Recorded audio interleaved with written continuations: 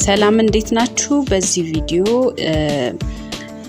ክብደትን ለመቀነስ ወይንም ቦርጭን ለማጥፋት የሚጠቅሙ መጠጦችን እናያለን።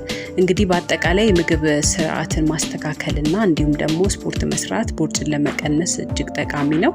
ግን ደግሞ በዛሬ ቪዲዮ የምናያቸው መጠጦች ክብደትን ለመቀነስ በተለይ ቦርጭ አካባቢ ያለውን ስብ ለማጥፋት የሚረዱ ናቸው ማለት ነው።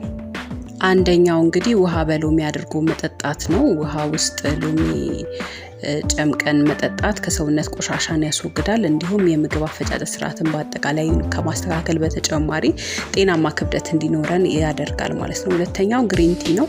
ግሪን ቲ በአንቲኦክሲዳንት የበለጸገ ነው። የምግብ አፈጫጨት ሂደትን ያስተካክላል። እንዲሁም ደግሞ ስብ እንዲቀልጥና ቦርጭ እንዳይኖር ያደርጋል ማለት ነው። ሶስተኛ ውሃ ነው። በቂ ውሃ መጠጣት ከሰውነት ቆሻሻን ያስወግዳል። እንዲሁም ክብደት ለመቀነስ ይረዳል። ሰውነት እንዳይደርቅም እንደገና ቆዳም ደግሞ ጥሩ ቴክስቸር እንዲኖረው ያደርጋል ማለት ነው።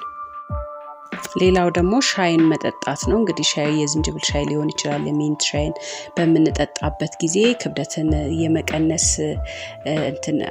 አስተዋጽኦ ያደርጋል። እንዲሁም ደግሞ የሆድ መነፋትን በእጅጉ ይቀንሳል ማለት ነው። ሌላው ኩከምበር ነው። ኩከምበር ውሃ ውስጥ አድርጎ እንግዲህ መጠጣት የሆድ መነፋትን እንዲሁም ይቀንሳል፣ ቦርጭ ለመቀነስም ያግዛል። ሌላው ሀባብ ነው። የሀባብ ጁስን በምንጠጣበት ጊዜ ከጣፋጭነቱን በተጨማሪ ቦርጭን ለመቀነስ እጅግ ጠቃሚ ነው ማለት ነው። እሺ ተመልካቾች እንግዲህ ለዛሬ ይዤላችሁ የመጣሁት ቪዲዮ ይሄንን ይመስላል። በቀጣይ ቪዲዮ በሌላ ርዕስ እንገናኛለን። እስከዛው ቻናሉን ሰብስክራይብ ያደርጋችሁ ቤተሰብ መሆናችሁን እንዳትረሱ። ቻው ቻው።